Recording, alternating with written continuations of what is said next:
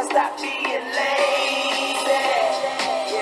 And I became creative. And I learned how to create it. And now that pride's for me. So come see. Oh, come eat. Welcome back to the Silver Lining Atlanta Falcons football podcast. I'm your host, Sterlington. This is my host, Cameron. And we back at it again with week 2. Time to look forward to the Vikings game. You know, it's a big game, big challenge ahead. We got the reigning and defending NFC offensive player that we coming to terrorize this week. You know what I'm saying? Pick 6, 143 yards.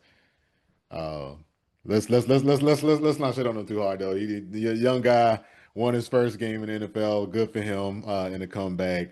But Cam, how you What's up, feeling, my man? boy? How you feeling? You know what? It's week 2. I think this is a game that can go either way. Granted, the Falcons are the Falcons. Hey, but we also got to think the Vikings are the Vikings too, man. Hey man, one of the cursed franchises in the They NFL. are also a cursed franchise. In fact, we were able to come up on them in a pivotal game, NFC Championship 1998. I was just about to say, sometimes they curse outranked our curse. I'm trying to tell you, man. Yeah, but these are 2 cursed franchises, and they have a rookie QB in JJ McCarthy. And I watched that Monday night game, and that Vikings team looked terrible for 3 quarters. They looked bad. Yeah. But you know what? JJ McCarthy is a gamer, man. I think he's lost like less than 5 games in his life, man. In his since high school. So the man's a bona fide winner. He wins. He won a national championship with Michigan. Got drafted towards Meniscus.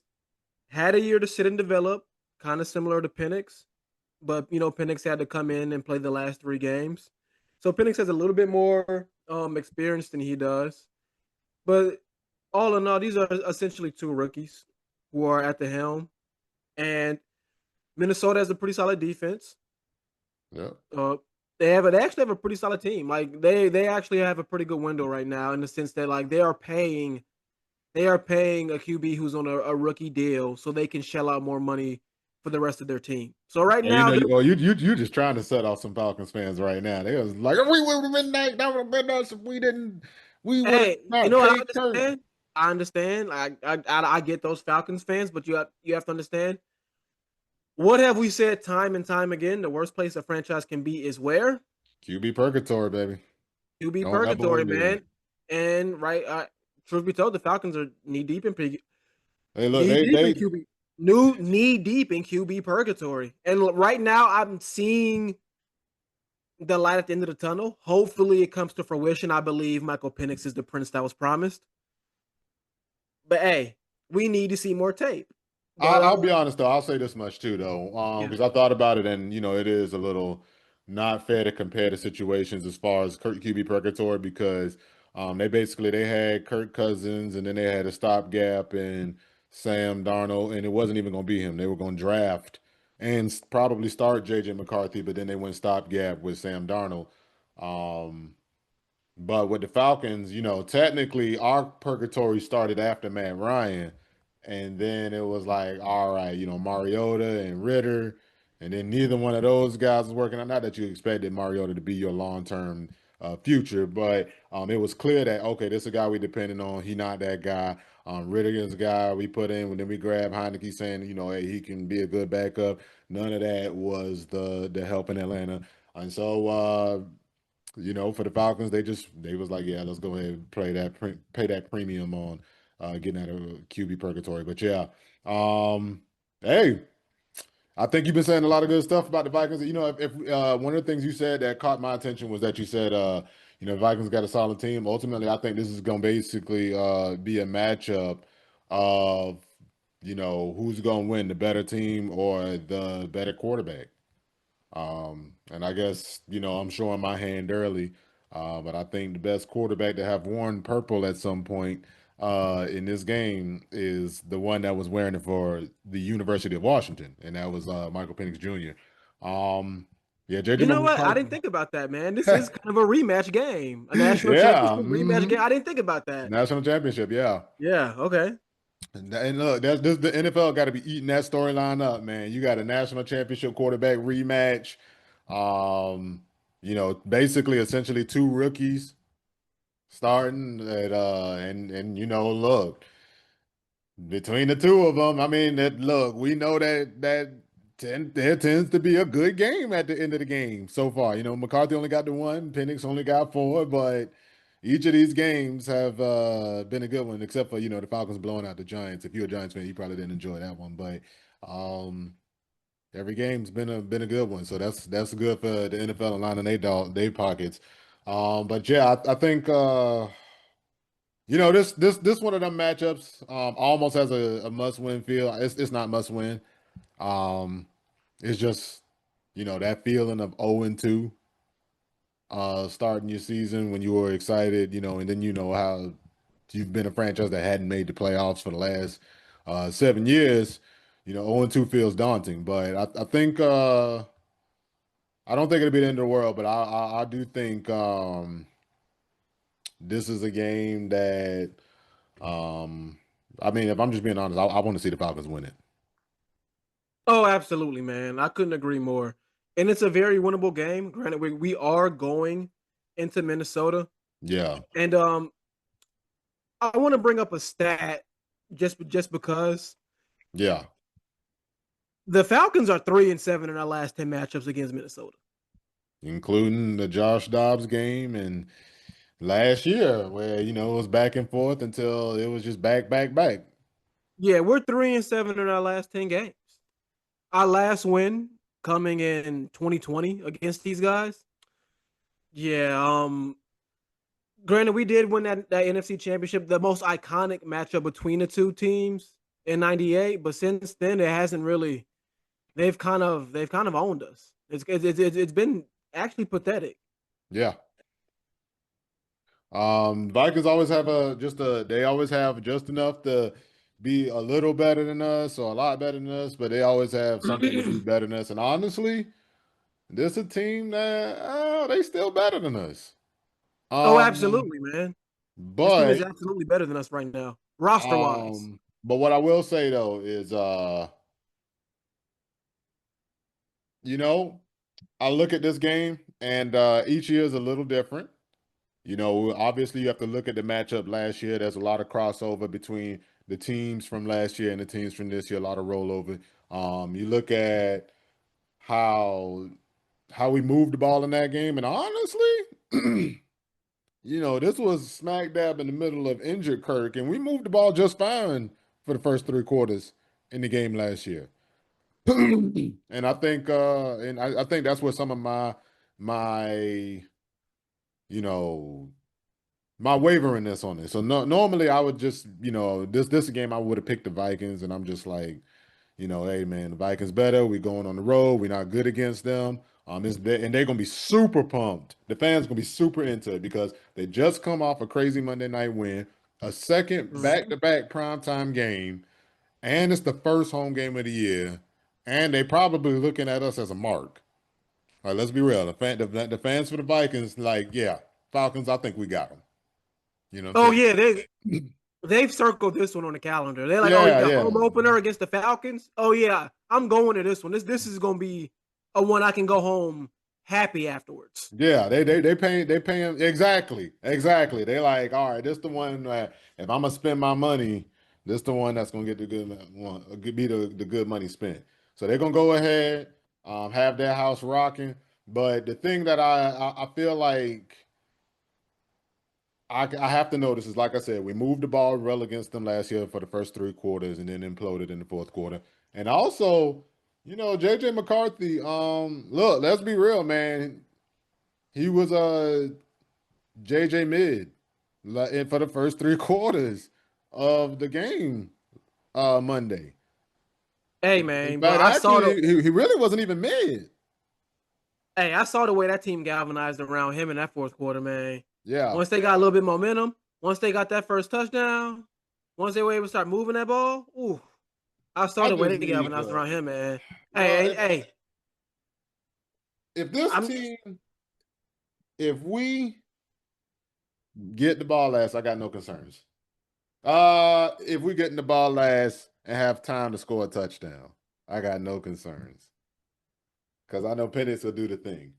But boy, we've been doing everything we can to stop Penix from having way better heroics than JJ McCarthy. I ain't trying to shit on him, but I ain't gonna lie. JJ is one of them gamer guys, but when I hear that game and shit, I just roll my eyes, bro. I'm sorry to be that guy, but they blame Skip Bayless. He would hey, they always said the say same that thing shit about about Tom Tim Brady, big Tebow. dog. No, no, they say that shit about Tim Tebow too. Fair enough, fair And enough. you know, yeah, that's what I'm saying. Oh, he's a gamer. He's a gamer. I'm like, man, look, like you can talk about Tom Brady, but guess what? Tom Brady was elite all the time. Yeah, he is a gamer, but like he good at the fundamentals all the time. He's not a guy who like, oh, I play like shit for 3 quarters. Well, he got that in his bag too. Play shit for 3 quarters and then in the fourth quarter get you that score you need, i.e. the Super Bowl against the Rams. But Hmm. um, with JJ, I don't know why I've been this way. I'm trying to remember who he reminds me of. Um, but I always feel like he a little too deficient in talent. Um, and I could be wrong. Is it Darnold I was thinking about that he remind me of? Which would be hilarious because I remember saying, "Yo, I just can't buy Darnold, man. I'm just not into that." You know what I'm saying? And then he came up and probably won. Did he win NFC Player of the Week? He probably Sam won Darnold. NFC Player of the Week against Damn, us. He went crazy, boy. That man had his career best game against us. Did he throw like 5 touchdowns? it was something ridiculous, man. Oh my God. Atlanta, you make me sick. You Absolutely, guys man. make me sick. That's just such a Falcon thing to do.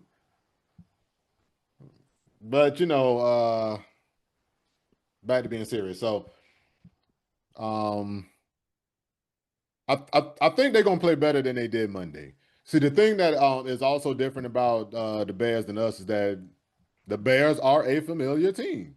They do have a different head coach, but the Bears play the Vikings. Vikings play the Bears. We don't need. It don't matter who the coach is or nothing. Usually, division games are close because hey, we know them guys.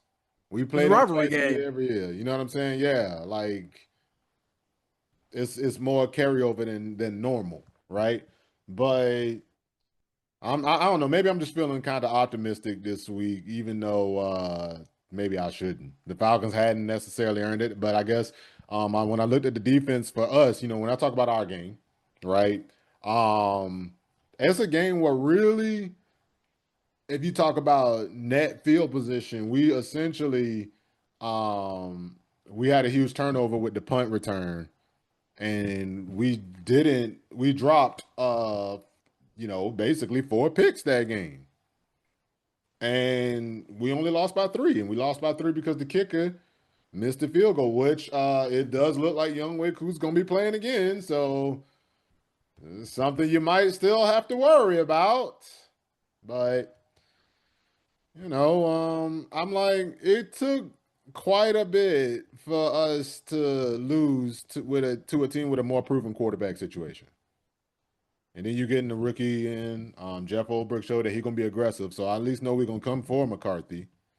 I don't think we'll play that passive style of defense that we played last year. Which, by the way, last year we had 5 sacks on Sam Darnold, I believe, 4 or 5 sacks, and then still turned around and gave up 42 points. That shit is crazy.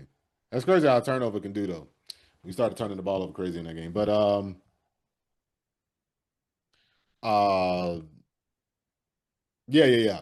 So we basically turned the ball over with field position. And we had some plays where we some drives where we didn't move, but I felt like all right, we knew that game was going to be a game where the run game was going to be bad, but Michael Penix was a weapon. Michael Penix was effective in the run game. He was effective on third downs, effective on fourth downs. And I also think that we can maybe move the ball against them because we know Brian Flores likes to blitz. Michael Penix has been effective against the blitz since he's been in a pro. You blitz He Michael. has been, man. I've been impressed by his ability to pick up the blitz, make his reads, and act accordingly, man. His processing time has been impressive. Yeah, yeah, and and if we're being honest, so I don't think anybody would think that this is a controversial statement if we say we're not really fans of the offense we've been running. Um, Primarily No, absolutely, big dog. right, Absolutely. right. Like, It's it's a funny now. slog, bro. Like, aside from that Bijan Robinson touchdown, it's a slog. It hasn't been exciting since Shanahan left. And we're being completely honest, our offense has not been fun or exciting to watch since 2016. No, I It's been think almost 2018 had some. It wasn't nearly as fun now, but 2018 at least the passing game looked good. Now the run game wasn't nearly as good. Um, but even still, it's been almost a decade. Almost a decade, man. well, look, the point that I was getting at with the offense was that we don't really. I don't think I'm saying anything controversial. I'm about saying this that the offense really isn't innovative. It's not that great. But it's not the worst. And one of the things I will say that I do enjoy with the pistol and with the shotgun usage is that um, it does help protect Penix a little because, I think about dropbacks from under center with Elijah Wilkinson having to do a kick slide against, a really terrifying pass rusher. And I'm like, that's how you Now get that the I think quarterback about it, sacked. Yeah. now But that I think about it, you made a good point. And that might be why our offense is a little bit limited because we know we can't really protect Penix like that because Elijah Wilkerson is a liability.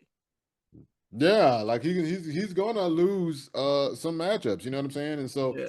you do have to put him in position to be successful. I mean, Penix only got sacked once. Now he got sacked twice, but one of the plays was a penalty, I believe, and got called back. But he really we did okay. We did okay with the protection. And I think, with the style of defense that Brian Flores plays, it's similar enough to Todd Bowles with like how they like to be aggressive and they mug the A gaps a little more than Todd Bowles. Todd Bowles, he might vary his blitz a little more, but he's one of those. I mean, Brian Flores is one of those like to give you that stress right over the nose of the center, and that's one of them times where. Well, your quarterback already in shotgun, so he's already back there, so that helps. But I don't know. I think we're gonna come down and see what Michael Penix Jr. and his fast processing does against this defense. But that should segue us really into the injury report because that's one of the things that kind of gives me a little confidence. Obviously, depending on the Falcons to take advantage of somebody else's injuries. Yeah, good job with that one.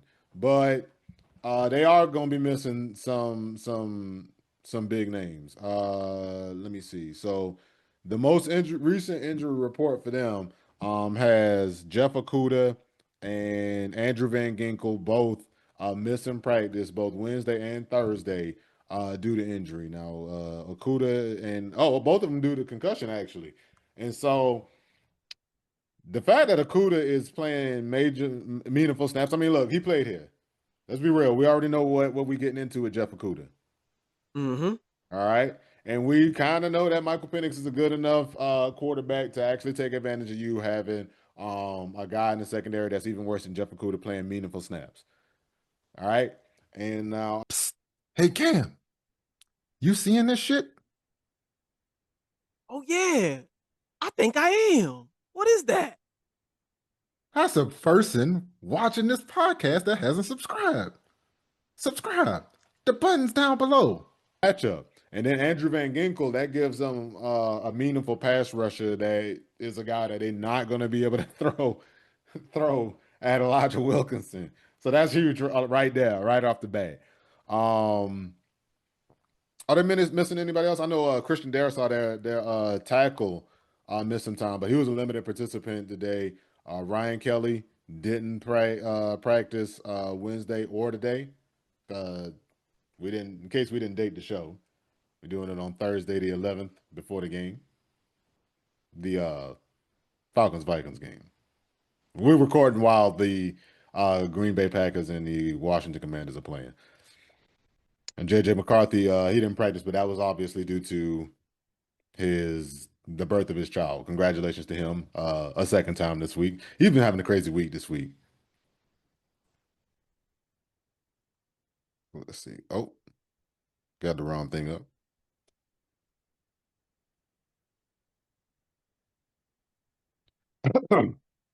All right, but yeah, on our side of the injury report, limited participation out of both receivers, Drake London, Darnell Mooney, DeMarco Hellams. James Pierce showed up on the injury report with a groin. I'm a little concerned about that. Was he on the injury report to start the week?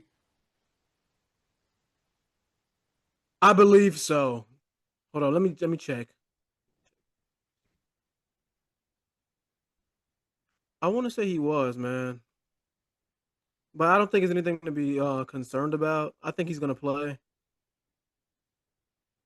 I mean, he might be, but groins are tricky, man. That's why I'm always like that. Yeah, he was limited participant both days. And Billy Bowman Jr., he was a limited participant today too, even though he was not on Wednesday, but I don't know. We'll see. We'll see. It's Thursday. I mean, nothing's set in stone. The only issue is that Raheem is the is the coach, so you really are going to be surprised, no matter which way it goes, uh, who ends up playing this coming Sunday. Yeah, yeah, because I'm not too optimistic about Darnell Mooney and Drake. I know they Yeah. both have shoulder injuries. Drake has a sprained one. Darnell's I don't really know the specifics. They didn't really get into it. We'll see, man. We'll see. I'm optimistic, but All right. Well, I wouldn't be shocked. Well, dang, and we got Casey Washington out. Somebody gonna have to play. yo, and Casey Washington missed 2 games with a concussion. He had a real bad concussion last year. I'm like, hey man, this dude might miss some time. Who gonna be our ones? I mean, Cordell Hodge, Ray, Kyle Hey, Pitts. look, it's time to see if Kyle Pitts gonna earn that extension tonight. Hey Is he gonna get the man, extension or the tag? What it's finna be? yeah, yeah. You know what I'm saying? All right, well, let's go ahead and get to breaking down the game now. How the Falcons gonna win this game today, Cam? Win this game Sunday. Uh, the turnover battle. We can't fuck up on Yeah. special teams. We gotta like special teams gotta lock in. We can't have any big changes in field position. We can't give up any touchdowns. We can't give up any big plays on special teams. And on defense, we gotta produce turnovers. Either fumbles or Jesse Bates taking over or AJ Terrell or somebody making a play.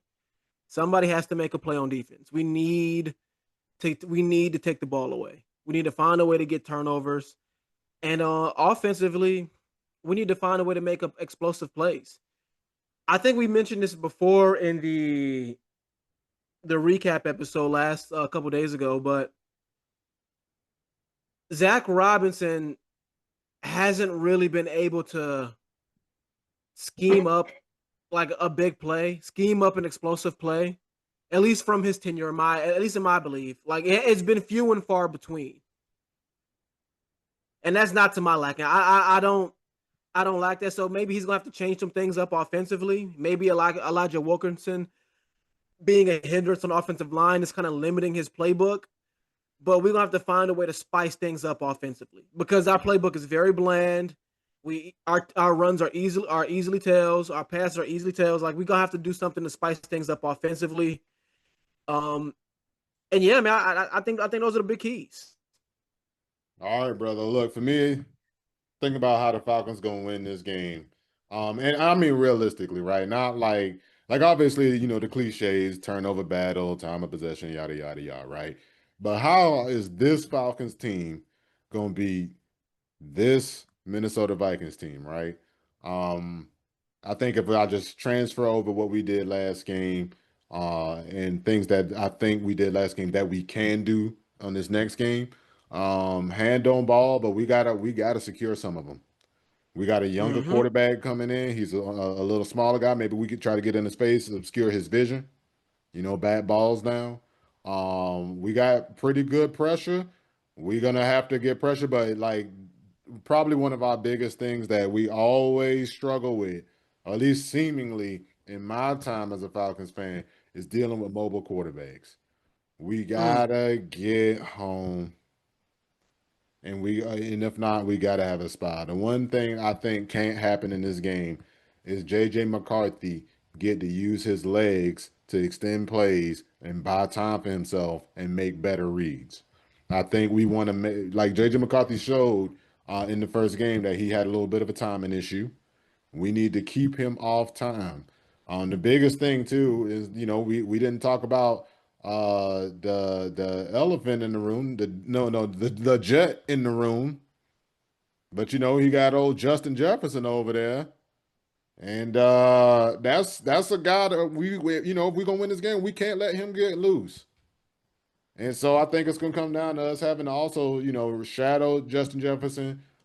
Fight like we got matter of fact, not even shadow. We got to double Justin Jefferson. We got to take Justin Jefferson out of the game. Period.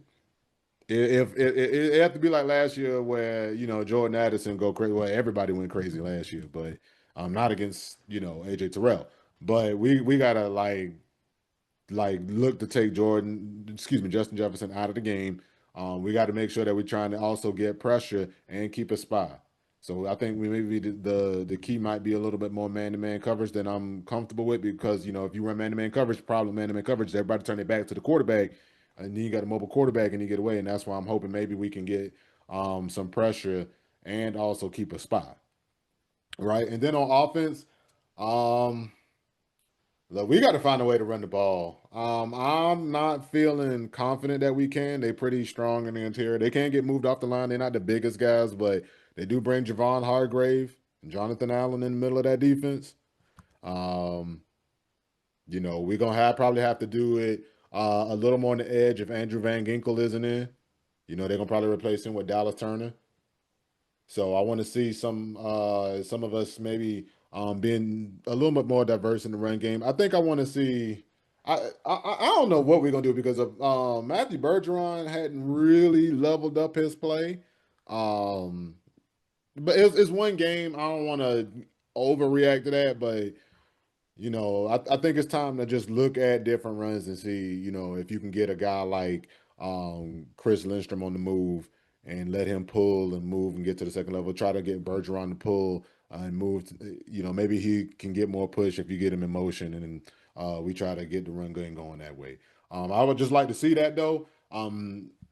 But the main thing I think is that we got to run more play action too.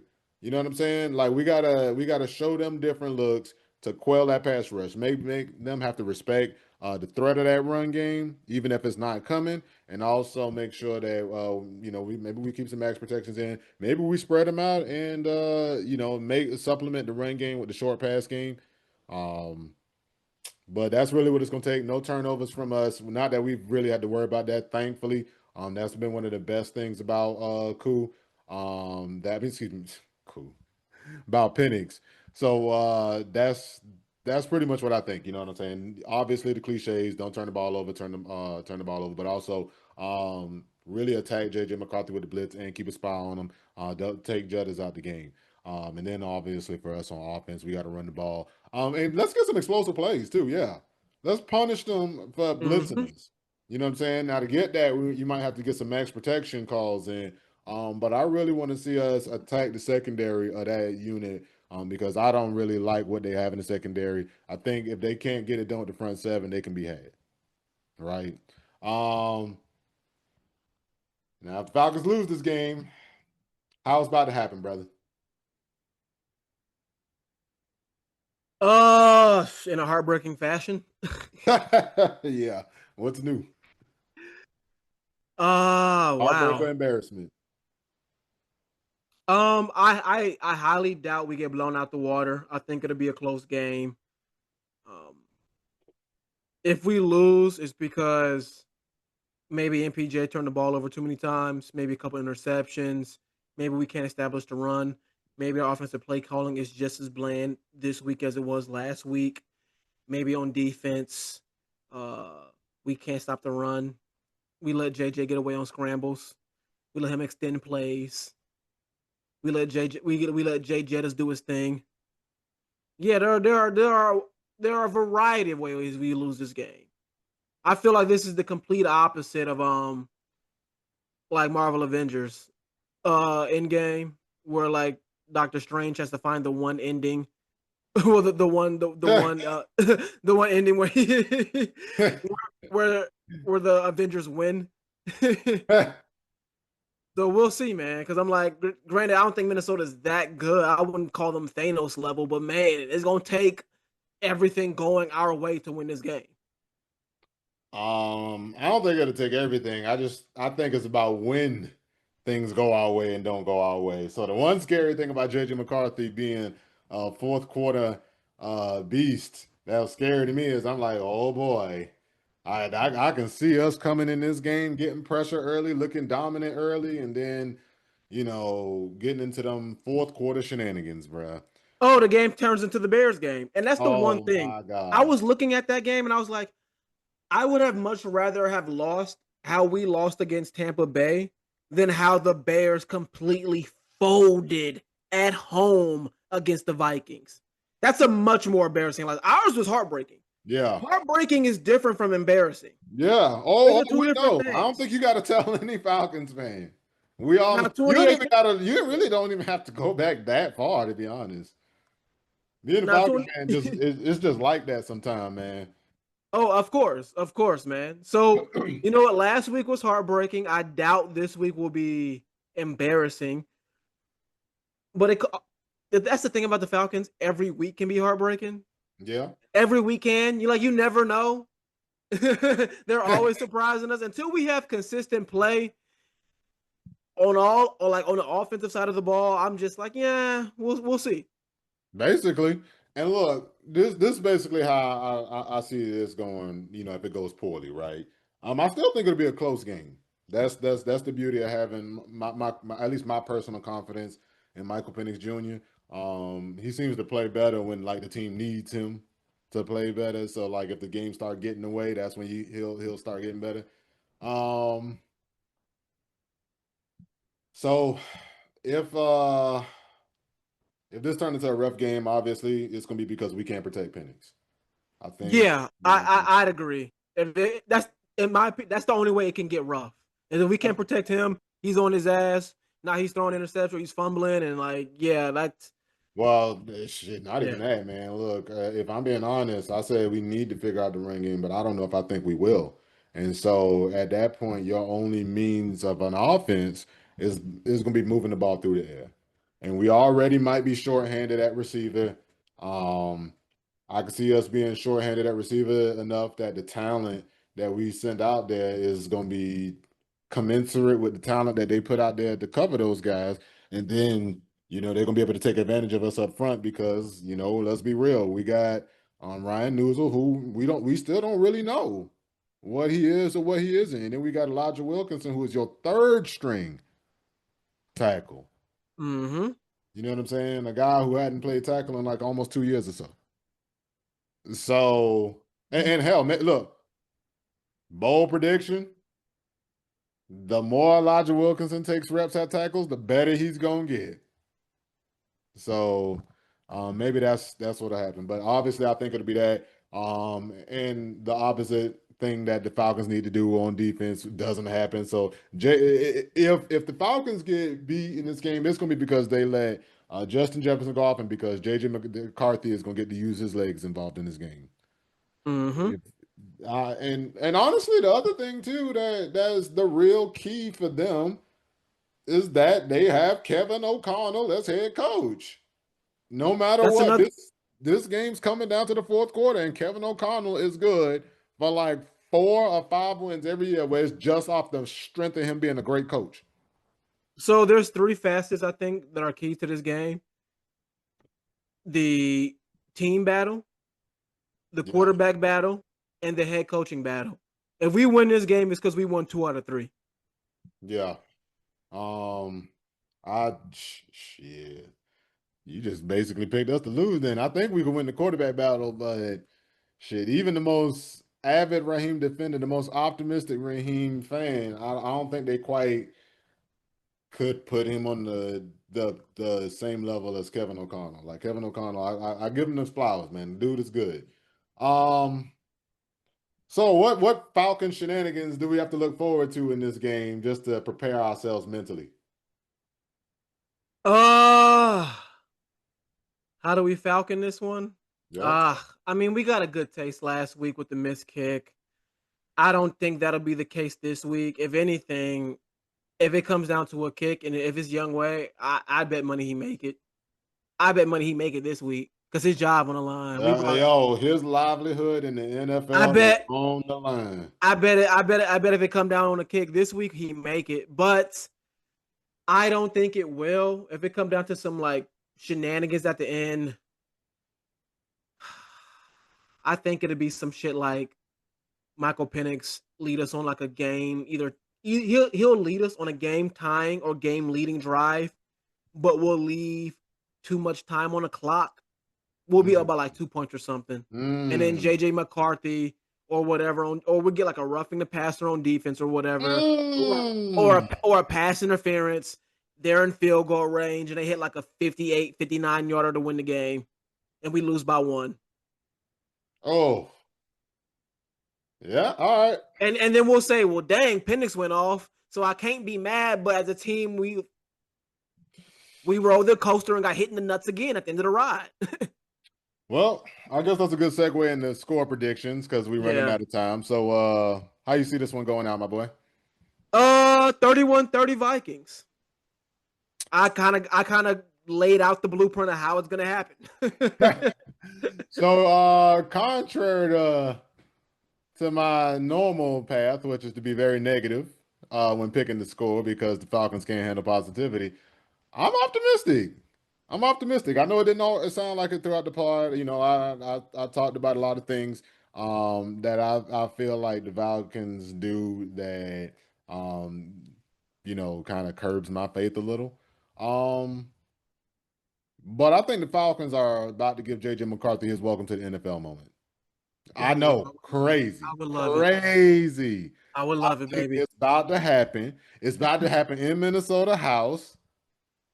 Falcons win 27-17. Ooh, baby, Yeah. I love it.